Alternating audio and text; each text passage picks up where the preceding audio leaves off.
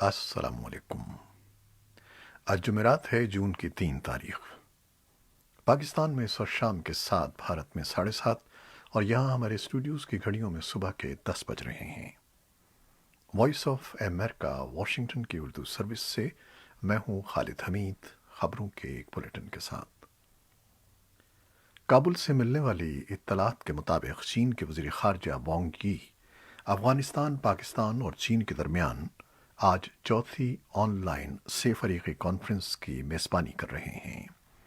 افغان وزارت خارجہ کا کہنا ہے کہ امن عمل، سیکیورٹی تعاون اور انسدادی دہشت گردی کے امور آج جمعرات کو وزرائے خارجہ کانفرنس میں زیر بحث آئیں گے۔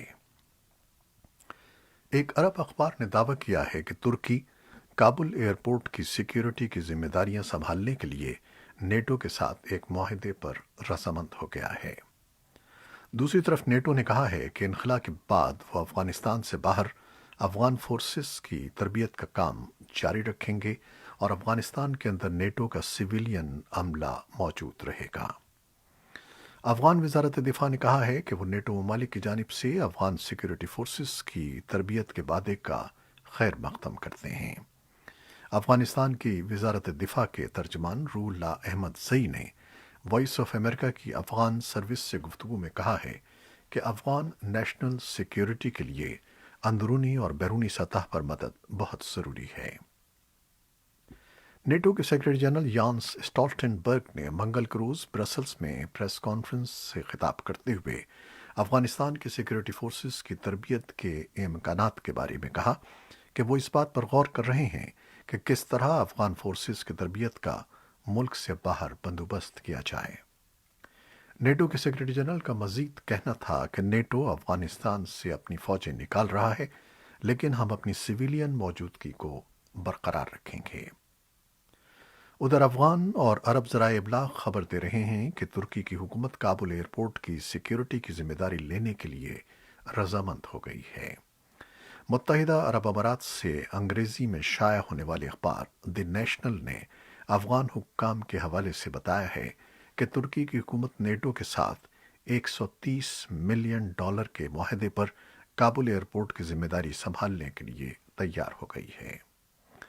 گزشتہ ہفتے برطانوی اخبار دی سن نے بھی اپنی رپورٹ میں بتایا تھا کہ امریکہ کے صدر جو بائیڈن چاہتے ہیں کہ افغانستان سے بین الاقوامی افواج کے انخلا کے بعد کابل ایئرپورٹ کی سیکیورٹی کے لیے ترکی کے فوجی دستے وہاں تعینات رکھے جائیں۔ اخبار نے بتایا تھا کہ اس وقت ترکی کے 600 فوجی نیٹو فوج میں شامل ہیں اور افغانستان میں تعینات ہیں۔ کابل ایئرپورٹ کی سیکیورٹی کی ذمہ داری ترک فوجوں کو دینے کی منصوبہ بندی کے پیچھے یہ سوچ کار فرما ہے کہ طالبان اس فوجی دستے کو غیر مسلم قرار نہیں دے سکتے اور ان پر حملوں سے گریز کریں گے۔ بھارت کی بری فوج کے سربراہ جنرل منوج مکند نراوانے نے کہا ہے کہ کشمیر میں لائن آف کنٹرول اور پاکستان کے ساتھ ملنے والی سرحد کے دوسرے سیکٹرز میں فائر بندی کے سمجھوتے پر عمل درآمد جاری ہے اور جب تک پاکستان چاہے گا یہ صورتحال قائم رہے گی۔ انہوں نے کہا کہ دونوں ملکوں کے درمیان کئی دہائیوں سے عدم اعتماد کی فضا رہی ہے اور صورتحال راتوں رات تبدیل نہیں ہو سکتی۔ جنرل نراوانے نے جو نئی دہلی کے زیر انتظام کشمیر کے 2 روزہ دورے پر تھے، جمعرات کو سری نگر میں نامہ نگاروں سے گفتگو کرتے ہوئے کہا کہ یہ اب پاکستان کی ذمہ داری ہے کہ وہ سرحدوں پر کس طرح کی صورتحال چاہتا ہے۔ پاکستان کی طرف سے اس پر رد عمل سامنے نہیں آیا ہے۔ فلسطینی نیشنل اتھارٹی نے اقوام متحدہ کی انسانی حقوق کونسل کے اجلاس میں اسرائیل سے متعلق ایک قرارداد پر ووٹنگ کے دوران بھارت کی غیر حاضری پر تشویش کا اظہار کیا ہے اور کہا ہے کہ اس سے فلسطینی عوام سمیت تمام لوگوں کے انسانی حقوق کے معاملے کو آگے بڑھانے کے اہم کام میں رکاوٹ پیدا ہوتی ہے۔ فلسطینی نیشنل اتھارٹی کے وزیر خارجہ ریاض مالکی نے اپنے بھارتی ہم منصب ایس جے شنکر کے نام 30 مئی کو لکھے گئے ایک مکتوب میں یہ تشویش ظاہر کی۔ 27 مئی کو ہونے والے اجلاس کے دوران منظور کردہ قرارداد میں اسرائیل اور حماس کے درمیان ہونے والی جھڑپوں میں غزہ، مغربی کنارے اور فلسطین میں انسانی حقوق کی خلاف ورزی کی جانچ کے لیے ایک کمیشن کے قیام کا اعلان کیا گیا ہے۔ بھارت کی جانب سے مذکورہ مکتوب پر تاحال کوئی رد عمل سامنے نہیں آیا ہے۔ امریکہ کے صدر جو بائیڈن اس ماہ روسی ہم منصب ولادیمیر پوٹن سے ملاقات میں سائبر حملے کرنے والوں کی پشت پناہی کے بارے میں تبادلہ خیال کریں گے۔ یہ بات وائٹ ہاؤس نے بدھ کو ایک بیان میں کہی۔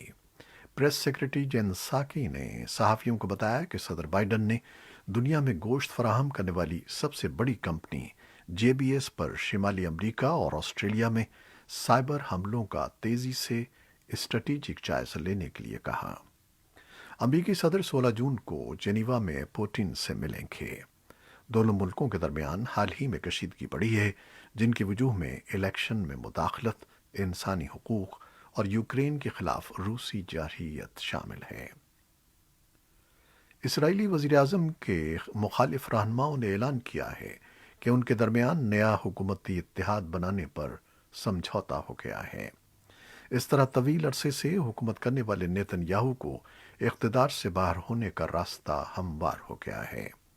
حزب اختلاف کے رہنما یائر لیپڈ اور ان کے اتحادی نفتالی بینٹ کے پاس رات 12 بجے تک کا وقت تھا اور انہوں نے اس سے کچھ دیر پہلے یہ ڈرامائی اعلان کیا۔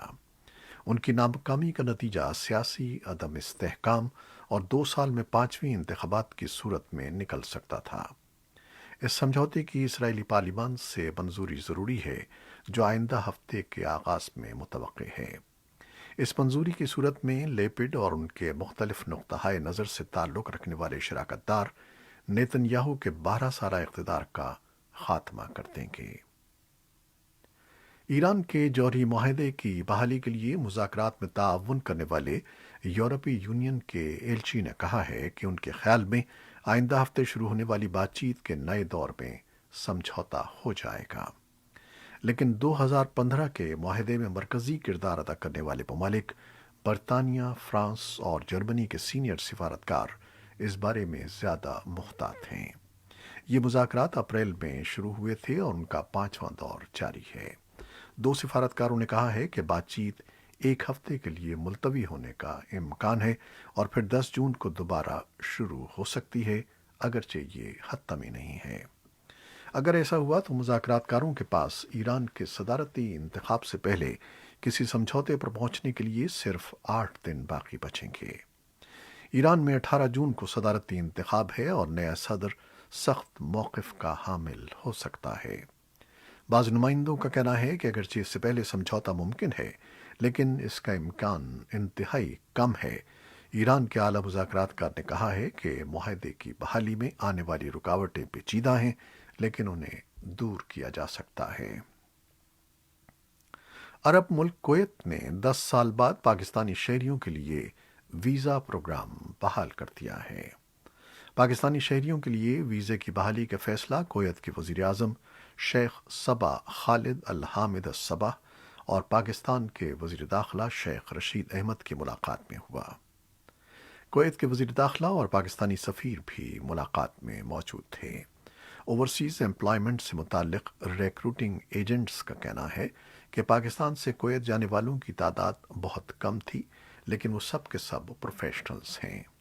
کویت میں افرادی قوت بھیجوانے کے چانسز ہیں، لیکن مارکیٹ کا بھی جائزہ لینا ہوگا۔ خیبر پختونخوا کے جنوبی شہر بنوں سے ملحقہ نیم قبائلی علاقے جانی خیل میں ایک سرکردہ قبائلی رہنما کو گھات لگا کر قتل کرنے کے خلاف لاش سمیت احتجاجی دھرنا جمعرات کو چوتھے دن بھی جاری رہا۔ ملک نصیب خان وزیر ان قبائلی رہنماؤں میں شامل تھے جنہوں نے پچھلے 28 مارچ کو حکومت کے ساتھ ایک 8 نکاتی معاہدے پر دستخط کیے تھے۔ اس معاہدے میں حکومت نے علاقے سے مبینہ عسکریت پسندوں کو نکالنے کی یقین دہانی کرائی تھی۔ عید الفطر کے بعد اس علاقے میں گھات لگا کر قتل کی یہ دوسری واردات ہے جس پر قبائلی مشتعل ہیں۔ صحافیوں کے حقوق کی عالمی تنظیم رپورٹرز وداؤٹ بارڈرز نے پاکستان کے نجی T V channel Geo News سے وابستہ صحافی اور اینکر حامد میر کو حالات حاضرہ کے پروگرام کی میزبانی سے آف ایئر کرنے پر تشویش کا اظہار کیا ہے۔ تنظیم کا کہنا ہے کہ ایسے اقدامات کے نتیجے میں وقت کے ساتھ ملک پر آمرانہ ماحول دسترس حاصل کر رہا ہے۔ صحافتی رہنماؤں کا کہنا ہے کہ صحافیوں کے خلاف اقدامات میں حکومت کا رد عمل ظاہر نہ کرنا یہ سمجھنے پر مجبور کرتا ہے کہ ان اقدامات کے پیچھے ریاست کا عمل دخل ہے۔ اور اب کرونا وائرس سے متعلق خبریں۔ امریکی صدر جو بائیڈن نے بدھ کو عمل کے مہینے کا اعلان کرتے ہوئے زور دیا ہے کہ 4 جولائی تک زیادہ سے زیادہ امریکی ویکسین لگوائیں۔ اس سلسلے میں انہوں نے مراعات اور ویکسین لگوانے میں حائل رکاوٹیں کم کرنے کی بھی بات کی ہے تاکہ اب تک ویکسین نہ لگوانے والے اس جانب توجہ کریں۔ وائٹ ہاؤس سے جاری بیان میں انہوں نے کہا کہ امریکہ میں آنے والا موسم گرما، آزادی، خوشیوں، میل ملاپ اور جشن کا موسم ہوگا۔ یہ ایک مکمل امریکی موسم گرما ہوگا۔ اس کے ساتھ انہوں نے زور دے کر کہا کہ تمام امریکی، خاص طور پر وہ لوگ جنہوں نے ابھی تک ویکسین نہیں لگوائی ہے، اپنے حصے کا کردار ادا کریں۔ اس سے قبل بدھ کی صبح وائٹ ہاؤس کی ترجمان جین ساکی نے ایک پریس بریفنگ میں بتایا کہ امریکہ کی 63% آبادی نے کرونا وائرس سے بچاؤ کی ویکسین لگوا لی ہے، جبکہ امریکہ میں انتظامیہ کی بھرپور ویکسین مہم کی وجہ سے 40 سال سے زائد عمر کے 72% افراد کو کورونا ویکسین لگوانے کا عمل مکمل ہو گیا ہے۔ ادھر اقوام متحدہ نے خبردار کیا ہے کہ ایشیا بحر الکاہل خطے میں کووڈ 19 سے بچاؤ کی ویکسین کی قلت کے باعث لاکھوں مہاجرین اور پناہ گزینوں کو عالمی وبا کی نئی لہر کے دوران جان لیوا خطرات کا سامنا ہے۔ عالمی ادارے کے مطابق خطے میں کرونا وائرس جنگل کی آگ کی طرح پھیل رہا ہے۔ ایک تازہ رپورٹ میں کہا گیا ہے کہ خطے کے ممالک نے وعدہ کر رکھا ہے کہ وہ مہاجرین اور پناہ گزینوں کو اپنی اپنی ویکسینیشن مہم میں شامل کریں گے، لیکن معروضی حقائق بتاتے ہیں کہ وہاں ویکسین کی شدید قلت ہے۔ عالمی ادارے صحت کے مطابق ایشیا بحر الکاہل میں گزشتہ 2 ماہ میں کووڈ 19 کے 3 کروڑ 80 لاکھ نئے کیسز سامنے آئے ہیں، جبکہ 5 لاکھ افراد اس موذی مرض سے اپنی جانیں کھو چکے ہیں۔ اقوام متحدہ کے ترجمان آندرے ماسک نے بتایا ہے کہ بنگلہ دیش کے کاکسس بازار میں رہنے والے روہنگیا مہاجرین کے کھچا کھچ بھرے کیمپوں میں اپریل کے بعد کرونا وائرس سے متاثر ہونے کی شرح میں تیزی سے اضافہ ہوا ہے۔ انہوں نے کہا کہ Nepal, Pakistan, Iran, Thailand, Malaysia اور انڈونیشیا میں مہاجرین اور پناہ گزینوں میں بھی اس مرض کے کیسز میں اضافہ ہو رہا ہے۔ پاکستان میں 14 لاکھ رجسٹرڈ افغان مہاجرین موجود ہیں، جبکہ لاتعداد ایسے افغان بھی یہاں مقیم ہیں جو نادرا کے پاس رجسٹر نہیں ہیں۔ وائٹ ہاؤس کے سائنس سے متعلق نئے مشیر نے امید ظاہر کی ہے کہ اگلی عالمی وبا کے دوران پہلی ویکسین 100 دن میں تیار ہو جائے گی۔ ایرک لینڈر نے حلف اٹھانے کے بعد ایسوسی ایٹڈ پریس کو پہلا انٹرویو دیا ہے۔ اس میں انہوں نے کہا کہ وہ اگلی وبا کے لیے بہتر تیاری پر زور دے رہے ہیں۔ ان کوششوں میں ایسی ویکسین کی تیاری شامل ہے جس کے لیے ماہرین خطرے کا باعث بننے والے نئے وائرس کے جینیاتی مواد سے فائدہ اٹھائیں اور بیماری کا مقابلہ کرنے کے قابل ہو جائیں۔ انہوں نے یہ امید بھی کی کہ اس طریقے سے کینسر کا علاج ممکن ہو جائے گا۔ ادھر یورپ میں جرمنی اور یونان سمیت 7 ممالک نے مسافروں کے لیے ویکسینیشن سرٹیفکیٹ کا نظام متعارف کروایا ہے، جو یورپی یونین کے خطے میں 1 جولائی سے نافذ العمل ہوگا۔ یورپی یونین کے 27 میں سے دیگر ایسے ممالک جو مقررہ تاریخ سے قبل ہی اس نئے نظام کو متعارف کروا رہے ہیں، ان میں بلغاریہ، چیک ریپبلک، ڈنمارک، کروئیشیا اور پولینڈ شامل ہیں۔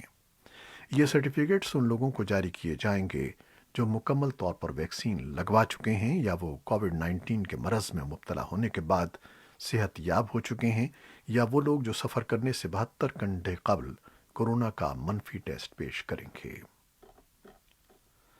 ایران کے دارالحکومت تہران کے قریب تیل صاف کرنے کے ایک کارخانے میں لگنے والی آگ دوسرے دن بھی بھڑک رہی ہے اور رضاکاروں کو اسے بجھانے میں مشکلات کا سامنا ہے۔ تہران کے جنوب میں قائم سرکاری ریفائنری میں آگ بدھ کی شب لگی، جس کی وجہ سے شہر پر دھوئیں کے گہرے بادل چھا گئے۔ ریفائنری کے ترجمان شاکر خفائی نے کہا ہے کہ حکام کے مطابق ایندھن ختم ہونے کے بعد آگ چند گھنٹوں میں خود ہی بجھ جائے گی۔ تیونس سے یورپ جانے کی کوشش کرنے والے پناہ گزینوں کی 2 کشتیاں बहर रोम में डूब गई हैं। ट्यूनिस के हुक्काम का कहना है कि उन्होंने हादसे के एक दिन बाद समंदर से 2 पनागुजीनों की लाशें निकाल ली हैं, जबकि मजीद 20 अभी तक लापता हैं। वजारत दिफा ने बुध को बताया कि बहरिया 109 अफराद की जान बचाने में कामयाब रही। पनागुजीनों की अक्सरियत का ताल्लुक सहारा के इलाके से था। दोनों कश्तियां अलग वाकयात में डूबीं। श्रीलंका की मरकजी बंदरगाह कोलंबो के करीब समंदर में एक माल बरदार बहरी जहाज डूब गया, जिस पर बड़ी मिकदार में केमिकल्स के कंटेनर्स मौजूद थे। बुध के रोज श्रीलंका की हुकूमत ने कहा कि इस जहाज का डूबना मुल्क की बहरी हुदूद में रूनुमा होने वाला माहौल की आलूदगी का बदतरीन वाकया है। डूबने वाले जहाज का नाम MV एक्सप्रेस पर्ल है और इसकी रजिस्ट्रेशन सिंगापुर की है। फिलिपाइन में समुद्री तूफान से तबाही में कम से कम 3 अफराद हलाक और हजारों नकले मकानी पर मजबूर हो गए हैं। मुल्क के वस्ती और जुनूबी हिस्से में आने वाले तूफान के बाइस सैलाबी रेले आए और तोदे गिरे। महकमे मौसमियात के मुताबिक चोइवान तूफान ने मैनिला के जुनूब में वाक़ सूबे ओरिएंटल मैंडोरो के कस्बे विक्टोरिया को शदीद मुतासर किया, जहां 65 किलोमीटर फी घंटे की रफ्तार से हवाएं चलीं और 90 किलोमीटर फी घंटे से आंधी आई। हर साल तकरीबन 20 तूफान फिलिपाइन से टकराते हैं। ये थी वो खबरें जो फेसबुक लाइव पर हमने आपके लिए पेश की। हमारी वेबसाइट और यूट्यूब पर यह बुलेटिन पोस्ट कर दिया जाता है, जिसे आप बाद में भी देख सकते हैं। हमारे इस बुलेटिन को शेयर करना न भूलिएगा। खालिद हमीद इजाज़त चाहता है। अल्लाह हाफिज़।